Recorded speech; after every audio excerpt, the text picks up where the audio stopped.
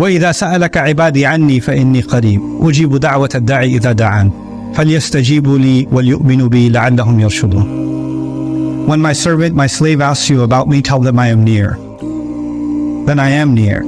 I respond to the call, the prayer of the one who calls whenever they call. That's Allah's promise. But Allah added something. We forget that part. He said, فَلْيَسْتَجِيبُوا لِي, then they should try to respond to me too. Listen to that carefully. Here I am asking Allah, Ya Allah, I have a money issue.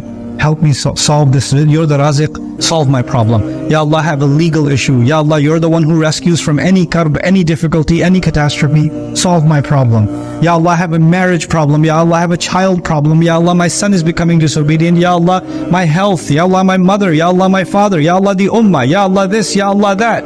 We're asking Allah every kind of dua about ourselves, about our family, about the ummah, about dua, dua, dua, dua, dua. And Allah said, I will answer every one of those du'as. However, فَلْيَسْتَجِيبُوا لِي. Remember the other gods I talked about? They wanted sacrifices. You gotta put something in front of the altar, then you get what you want. What does Allah want? He said they should respond to me. They should try to respond to me. فَلْيَسْتَجِيبُوا لِي.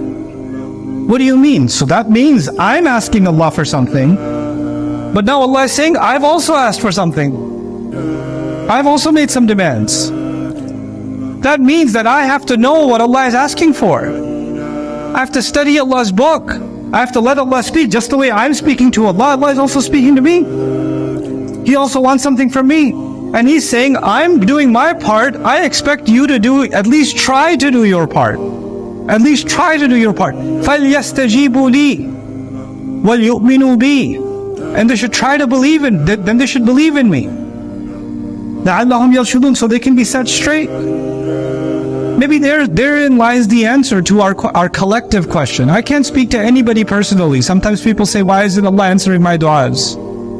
But us as a people, us as an ummah, when we collectively decide that we're not going to respond to Allah, we're not going to listen to Allah, we're going to do things our own way, we're going to turn this religion into something that makes us feel good, instead of actually this religion being something that is designed, by its design, your first priority is not your feelings, it's whether or not you're pleasing Allah.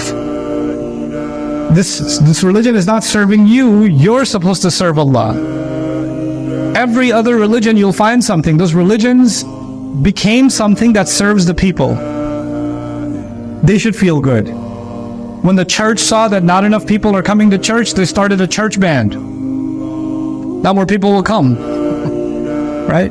We should change the religion to cater to the audience. Even though we don't do that in our masajid, alhamdulillah, the individual can say, yeah, but there are parts of Islam that feel pretty good. Other parts of Islam I can purposely ignore because I'm not really comfortable with. I don't really like them that much. I'm not going to respond to this part of Allah's book and this part of Allah's book. I'm going to pretend it's not there. I'm just going to talk about this part and this part and this part. And Allah is very clearly telling us, فَلْيَسْتَجِيبُوا لِي. They should try to respond to me. وَلْيُؤْمِنُوا بِي. We want our du'as to be answered collectively. We want Allah Azza wa Jal to give us relief in our personal lives and across the world in the ummah. Particularly what's on all of our conscience right now and all of our minds right now is the situation in Gaza. May Allah Azza wa Jal give the shuhada Jannah, and may Allah bring the oppressors to justice.